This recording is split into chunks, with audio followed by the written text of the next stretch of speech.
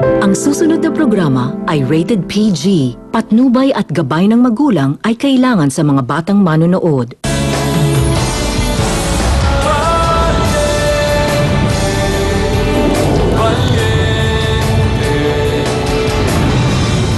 Gano'n na ba talaga kayo kalapit sa isa't isa?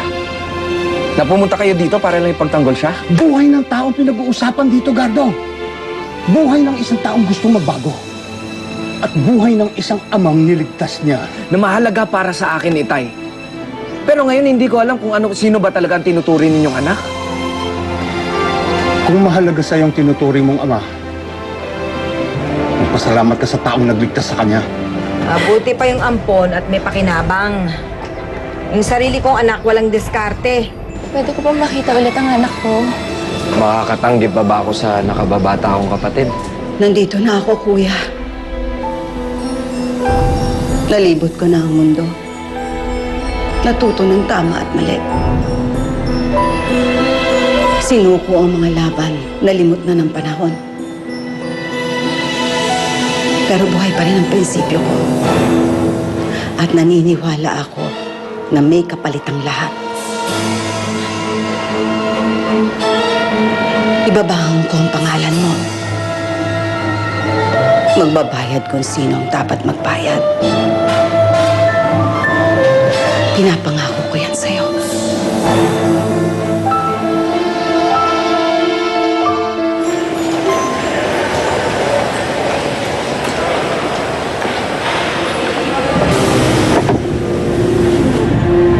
Siya ba si Myla Braganza? Oo, Camila. Bakit siya nandito? Hindi ba sa bahay ampunan siya nagtatrabaho? Si Myla ang nobya ni Gardo. Tignan mo nga naman. Magkasintahan. Isang Braganza at Valiente. This is getting more interesting.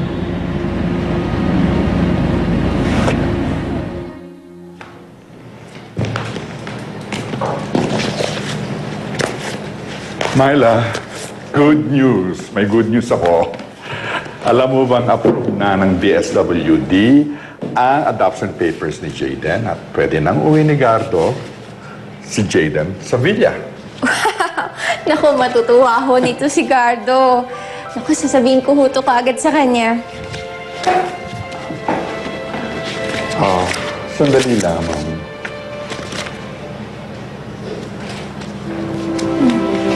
Ito ba? Bakit ho? May problema pa ho ba tayo? Hindi, wala naman. Naisip ko lang na hindi naman magiging problema dito para sa akin o dito sa bahay pangarap kung magdesisyon ka na sumama na rin kay Jayden sa villa. Naku, kayo talaga, Tito Victorino. Alam niyo po, masaya ho ako mamalagi dito sa bahay pangarap. Kasi ito ho yung pinakamahalagang pamana sa akin ng papa. At kahit sabihin ho sa akin ni Gardo na pwede ako tumira sa villa, itong bahay pangarap pa rin ang ituturing kong bagong kuntahanan. Salamat. Mula nang mawala yung si Don Luis, naghahantay talaga sila ng pagkakataon na to eh. Umahanap sila ng paraan para makabalik sa akin dahil alam nilang ako'y nasa pwesto. Gardo, huwag kang magsalita ng ganyan. Hindi naman ibibigay sa'yo ni Don Luis yung kumpanya niya kung hindi siya naniniwalang kaya mo itong patakbuhin. Pasensya na kaya, Ate Martha, kung naistorbo ko kayo, ha. Alam niyo naman kasi na, kayo lang yung makakaintindi sa akin. At hindi mo rin kailangan humingi ng pasensya sa akin. Ano ka ba, Gardo? Alam mo, nandito lang ako parati para gawin ka. Ha? Oh, dito pala kayo. Myla. Oh, Miss Martha! Kamusta? Buti na ba dalaw kayo? Pinadaan ko dito si Ate Martha. Matagal ko na rin kasi siya hindi nakikita, eh. Kamusta ka na? Okay naman po. Ay, may maganda akong balita. Ano yun? Okay na yung mga papeles ni Jayden. Pwede ko na siya iuwi bukas Talaga? dito. Oo. Ayan, magkaka-baby na yung anak-anakan ko. At saka, meron pa palang isa. Merong bagong benefactor para sa bahay pangarap. Talaga? Sino? Hindi ko pa rin nakikilala eh, pero nag-set siya ng isang dinner para naman makapagpasalamat ako na personal, di ba? Oo malaki ang utang ng loob natin dyan sa taong ganyan. Kasi isipin mo, nagbibigay sila ng malaking pagkakataon sa mga batang katulad ni Jaden. Oo nga. At saka bilang supporter, gusto ka rin daw niya makilala, Gardo. Hindi, sige, wala problema. Sige, sama ako. Sige, salamat.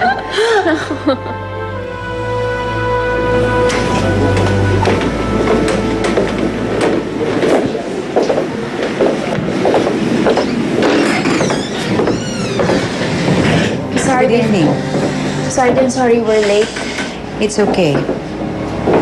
Meron akong panahon para maghintay sa'yo. Ako nga po dapat magsabi niya sa inyo. Maraming salamat po sa pagtulong niyo sa bahay pangarap. Oh, and by the way, this is my friend Gardo. Gardo Valiente, also known as Nicolas Vallejo. Nice to finally meet you. Please, sit down. Paano po kayo nagkakilala? Marami kong alam tungkol sa kaibigan mo, Miss Braganza. Maingay ang pangalang Braganza at Valiente sa San Rafael.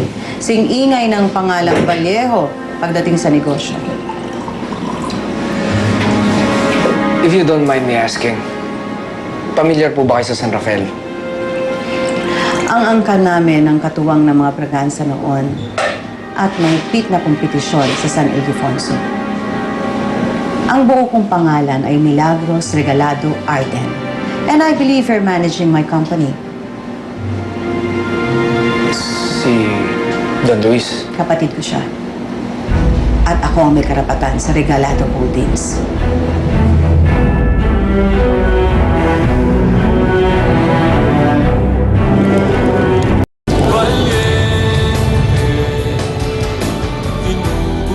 Yaya! Yaya! Ano rito? Papa, nung patahimikin mo yan si Amanda, ang iya-iya niya, hindi ako makatulog eh. God, kanina pa yan eh. Ang iya-iyay mo! Ano ba? Hindi ka talaga titigil umiyak? Mahimik ka na, pwede? Senorita, huwag po ganyan. Masasaktan po ang bata. Ano, baby? Ano? Wala akong pakialam kung masaktan yan. Ha? Kabilin-bilinan po ni Sir Gardo, alagaan mabuti si Amanda. Huwag pa babayaan. Mahal na mahal niya po itong prinsesang ito. Ang gusto ko sana, yung inuuto-uto mo man lang para makabalik tayo sa villa. Ikaw ang may karapatan eh. Hindi ba kapatid mo sa ama yun? O bakit di mo gamitin yung oportunidad? Akin na nga yan si Amanda. Ako na po, senyorita. Hindi, akin na. Minsan ko lang gusto maging nanay nitong bata na to. Umalis ka na. Oh. Malaki po ang utang ng loob ko sa kapatid ninyo. Utang na dapat para sa akin. Oh, please, let's have dinner. Waiter. Thank you. Marami pa tayong pagsasamahan. Magkikita tayo muli. At sana, kasama mo ang mga abogado mo. Miss Arden, wala akong ninakaw sa kapatid ninyo. Malaki ang utang ng loob ko sa kanya. Mataas din ang respeto ko para sa kanya. Huwag kayong mag-alala. Bukas ang bahay namin para sa inyo. Maraming salamat, Mr. Valiente. Matagal ko nang gustong bumalik sa San Rafael.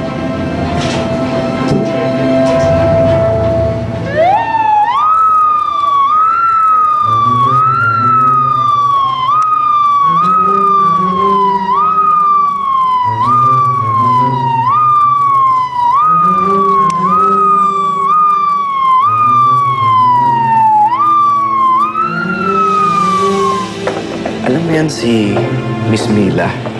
Duda talaga ako dyan eh. Masama yung kutob ko eh. Pero mo bigla siyang umuwi. Tapos, nakita naman kami niyan dati. Pero bakit kailangan niya pang sabihin ko ano yung pakay niya sa harapan natin dalawa? Alam mo, tingin ko, Gardo, baka naman lumalayo lang siya sa public. High profile si Miss Mila. At saka, alam mo yun, baka malaman ng mga tao na may pinag-uusapan kayong mga properties. Eh di pagpipistahan kayo ng media. May point ka dyan. Pero ano pakay niya sa'yo?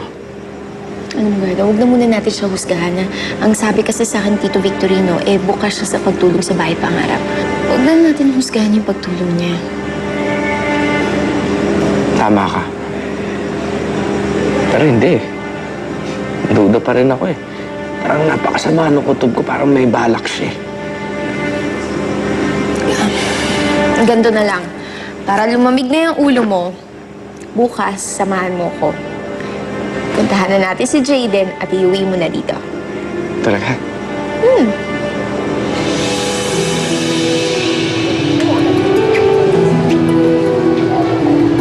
Kaya, may mabot. Kaya. Ken! Kaya. Ken! Ikaw nga dito!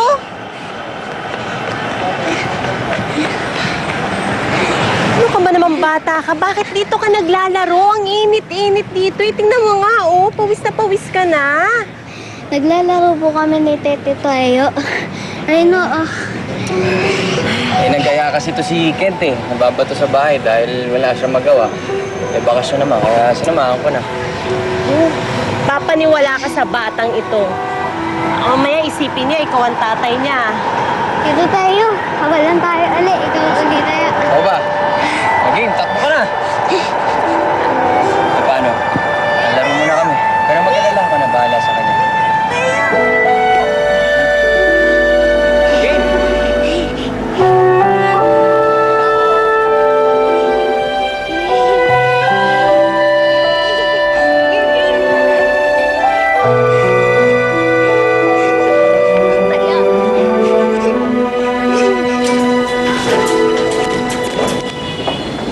Kumusta ang naging pag-uusap niyo ni Gardo? Kakaiba ang batang yun. Hindi ako nagtataka kung bakit naging malapit si Luis sa kanya. Mukhang palaban. He reminds me of someone. Sino? Huwag na natin pag-usapan ang nakaraan. Nahanap mo na ba si Doña Trini? Oo. Pero sa estado niya ngayon, madali na natin siya mapaikot. Mabuti. Paglalaruan natin sila na parang mga daga sa perya.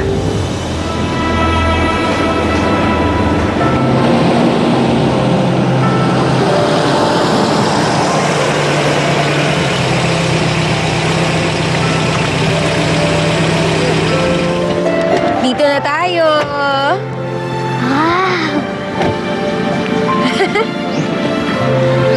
Yaman-yaman nyo na po pala, Kuya Gardo.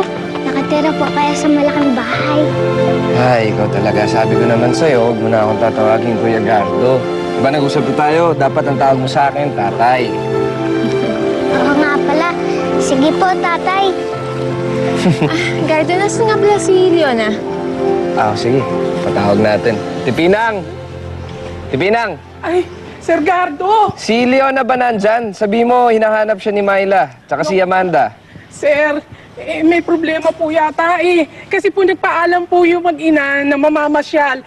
Hanggang ngayon po, hindi pa po bumabalik.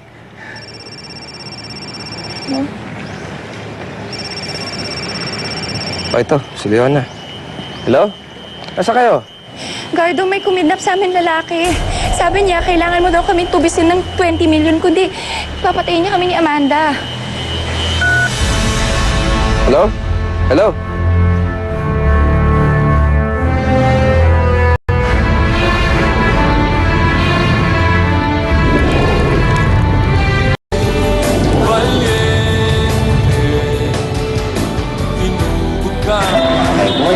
Ito tayo, swing tayo. Ken, anak, ikaw na muna. Alam mo, pagod na ang Tito Teo mo. Kaya mo, sunod ako mamaya, ha? Hindi mo kailangan gawin ito. Wala eh. Masaya naman ako kasama yung bata eh. Teo, alam ko naman maganda ang intention mo sa amin ng anak ko. Lalong-lalo na kay Ken. Pero ano ba talagang pakay mo sa amin? Anong ibig mo sabihin? Kilala kita. Pag may hindi magandang nangyayari sa'yo at sa pamilya mo, naghahanap ka ng matatakbuhan, naghahanap ka ng panakitbutas. Alam mo yon, hindi mo may iwasan na isipin ko na baka ginagawa mo lang kaming panakitbutas sa problema mo.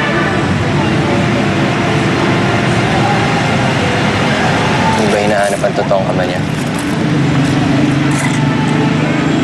minsan. Pero okay lang.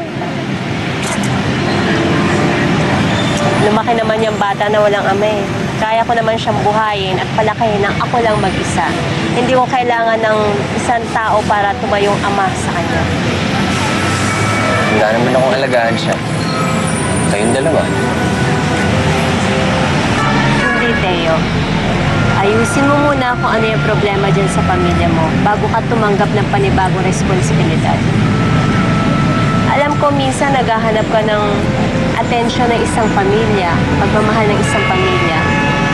Nandito lang kami dalawa ni Ken. Pati na si Chong, anytime. Pero sa tingin ko, mas makakabuting bumalik ka muna dun sa pamilya mo. Dahil mas kailangan ka nila. Gardo, tama ba itong gagawin mo? Tumawag kaya tayo ng mga pulis. Hindi, wag na. Baka makagulo pa eh. Sabi kasi, wag na magsaba ng mga pulis. Teka, tawagan ko si Kuya Tek. Kailangan niya malaman to. Pare.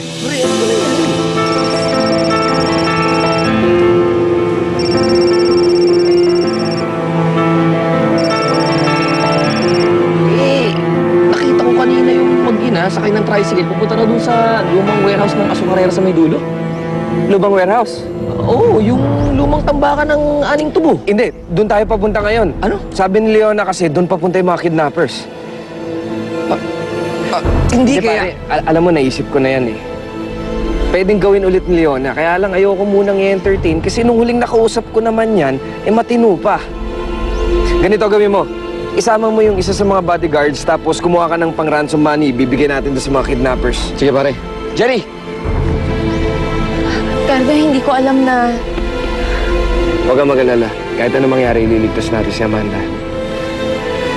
Gardo, kung tama man yung hinala mo, gawin mo yung nararapat, ha? Kahit naman, balibalik rin natin yung mundo. Kapatid ko pa rin naman yan si Leona. Pamangkin ko si Amanda. Kung ano man yung mangyayari, ako pa rin naman mananagot eh.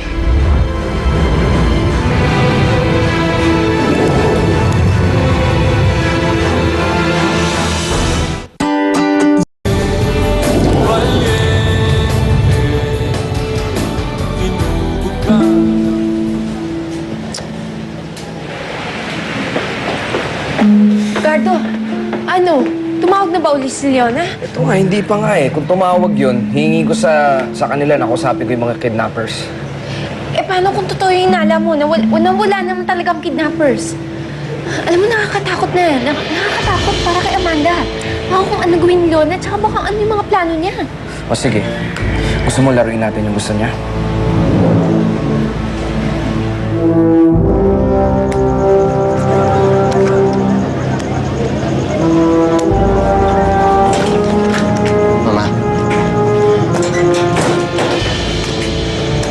Anong kinalaman mo sa kidnapping ni Leon at ni Amanda? Anong kidnapping? Mama, kilala kita eh. Alam ko kung gaano kadami ang takbo ng utak mo. Conspiracy niyo ba ni Leon na yun laban kay Gardo? Wala akong naiintindihan sa sinasabi mo. Si Leona at si Amanda na-kidnap. Humihingi kay Gardo ng 20 milyong ransom. Saan mo naman gagamitin yung ganong kalaking halaga, Mama? Hindi mo man lang ba tatanungin kung anong nararamdaman ko dyan sa sinabi mo? Paano ako makakagalaw dito? Eh, bistula akong bilanggo dito. Eh, ano ba kasi umahawak sa'yo para ilihim sa akin ng totoo? Wala akong alam dyan. Baka nakakalimutan mo, Teo. Nakagawa man ako ng kasalanan sa'yo. Ina mo pa rin ako. Respetuhin mo pa rin ako.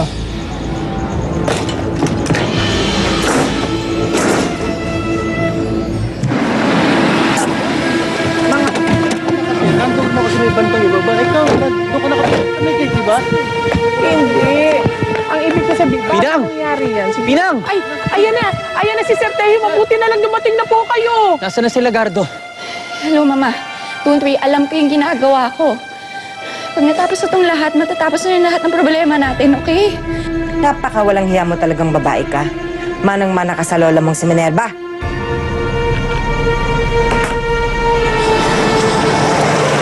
Tumaas ka nga dito, tumaas ka dyan. Nakakainis ka! Leona! Leona! Amanda! Hanggang dyan na lang kayo. Gusto nyo, ha? Ha? Hanggang dyan na lang kayo. Nagpunta na po sila doon sa lumang bodega sa Azucarera. Kasi, magkakasama po sila ni Ma'am Myla dahil doon daw po dinala ng mga kidnappers yung mag-ina. Tumawag ba sila ng pulis? Hindi po. Kasi ayaw po ni Sir Gardo na magsumbong sa mga pulis dahil baka lumaki lang daw po yung problema. Madamay daw po si Amanda. Sila na lang daw po ng mga tauhan niya yung bahala. Hindi naman pwede yung hindi sila humingi ng backup. Tumawag kayo sa presinto ngayon din. Pasunurin yung mga pulis doon sa warehouse na sinasabi mo. Ngayon din. Sumunod tayo doon. Sige na. Oo, po. Sige, doon na kayo. Tulungan mo kami. Tulungan mo magtagumpay ang misyon ni Leona. Kailangan makaahon kami sa hirap na ito. Papawi ako. Hindi ako titigil. Sa ayaw at sa gusto nila, papawi ako. Papalik ako. Leona, makinig ka. Ibibigay ko lahat ng gusto mo. Makukuha mo lahat. Sige, Leona, yung bata masasaktan. Lumapit ka! Lumapit kayo! Lumapit kayo! Sige, subukan niyo lumapit. Kuya! Tulungan mo kami! Kinitap na ni Carlo sa ni Myla! Si Myla! Hulihin niyo yung mga yan! Hulihin niyo yung mga yan! Teka lang, sandali. Kinitap kami! Hulihin niyo, baka may gawin pa sila masama! Hulihin niyo yung mga yan! Walang niya ka talaga! Kami pa yung palalabas na mga kumidap dyan kay Myla! Tahimik ka na! Ikaw nga ito nag-umpisa! Tahimik ka na! Tahimik ka na! Myla! Sige! Myla, ano ba? Sige! Sasaksakan ko ito babae ko! Sige, subukan niyo lumapit! Leona, sandali lang. Leona, sandali. Kung meron kailangan saktan dito, dapat ako yon. Kung gusto mo makatakas dito, ako na lang isama mo. Huwag mo saktan si Myla. Sige na. Sige na. Sige, Gardo. Sumama ka na sa akin. Kunin mo na si Amanda doon sa kotse. Layo tayo dito. Magsisimula tayo ng panibago. Tumahimik. Leona, hindi pwede ang iniisip mo. Magkapatid kayo ni Gardo. So what, kuya? Gardo, mahal na mahal kita. Alam mo yun. Kasalanan sa Diyos siyang iniisip mo. Huwag niyong isasali ang Diyos dito. Dahil ang Diyos ang nagturo sa atin kung paano magmahal. Sige. Ay!